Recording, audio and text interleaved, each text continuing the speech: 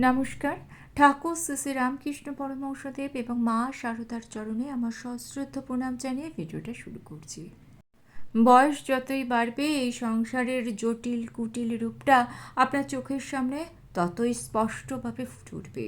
খুব খারাপ লাগে যাদেরকে আমরা খুব কাছের ভেবেছিলাম, আপন ভেবেছিলাম, নিজের ভেবেছিলাম এবং নিজের মতো করে দুটো মনের কথা বলেছিলাম, একটা সময় দেখবেন তারাই আপনাকে ব্যবহার করছে, আপনাকে হিংসা করছে, আপনার অসাক্ষাতে এমন কিছু বলে বেড়াচ্ছে, অর্থাৎ আপনার নামে অপপ্রচার করছে, যেটা আপনি একেবারেই নন।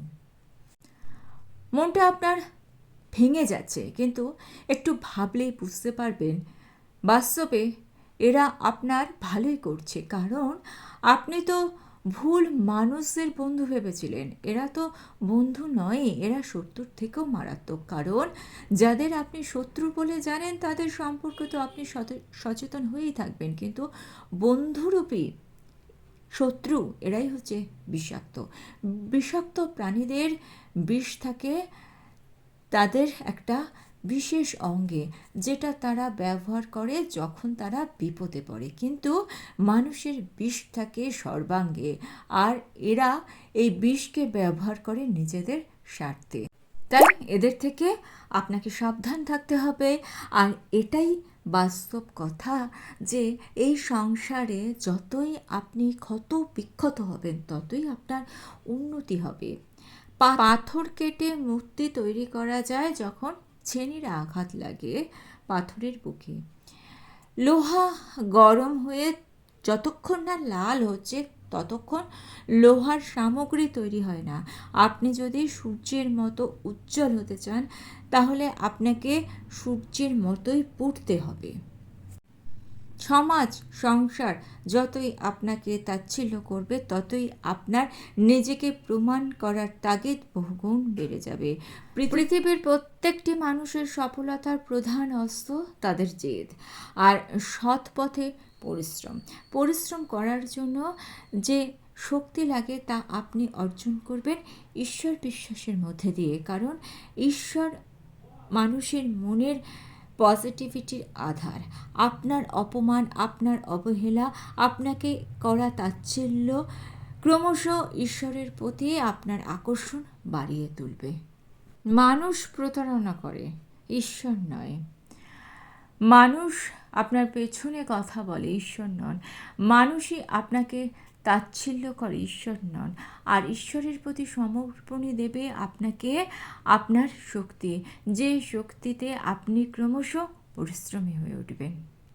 সংসারের যন্ত্রণায় যত আপনি দগ্ধ হবেন ততই ঈশ্বরের প্রতি ভালোবাসা তীব্র থেকে তীব্রতর হয়ে উঠবে, বাড়বে তার প্রতি ভরসা। যাদেরকে আপনি কাছের বলে ভাবছেন, একটা সময় আসলে দেখবেন তারা আপনার কেউই নন।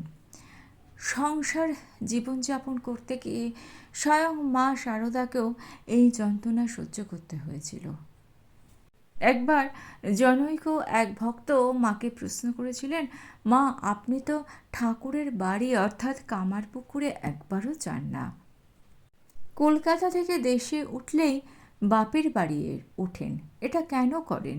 মা সহাস্যে বলেছিল, তাই নয় বাবা, ঠাকুরের বাড়ি কি ভুলতে পারি? তবে ঠাকুর এখন স্থূলদেহ ত্যাগ করেছেন, গেলে বড়ই কষ্ট হয়, তাই যাই না। শ্রী শ্রী মায়ের এই কষ্টবোধের অন্তরালে ঠাকুরের প্রতি বিরহ তো ছিলই, তার উপর ছিল স্বজনদের বিরূপ ভাব, তাকে বড্ড পীড়িত করেছিল।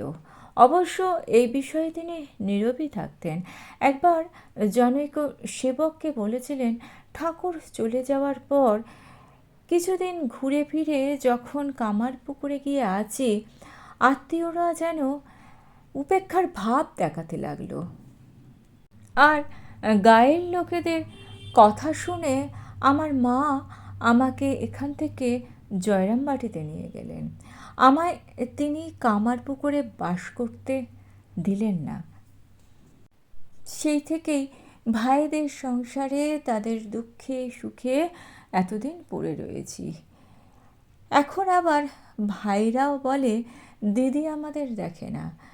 মানুষের এমনই হয়, আপনাকে যারা অবহেলা করবে, তাচ্ছিল্য করবে, যারা মনে করবে আপনার দ্বারা কিছুই হবে না, তাদের উত্তর দিন কথায় নয়, কাজে। সেই কারণে শ্রী মা নির্দেশ দিচ্ছেন, যখন যা করবে 16 আনা মন দিয়ে করবে। সংসারের প্রত্যেকটি খুঁটিনাটি কাজ যত্ন সহকারে করার নির্দেশ দিচ্ছেন তিনি। মা তার জীবন দিয়েই আমাদের শিখিয়ে দিয়ে গেছেন, প্রত্যেকটা জিনিসকে যত্ন করতে হয়, তাদের মূল্য দিতে হয়। সংসারে তুচ্ছ বলে কোনো জিনিস হয় না, তুচ্ছ জিনিসকেও মর্যাদা দিয়ে রাখতে হয়। ঠাকুর ও মায়ের জীবন দর্শনের এই পথকে যদি আপনি আপন করে নিতে পারেন, দেখবেন আপনি সবসময় ভালো থাকছেন।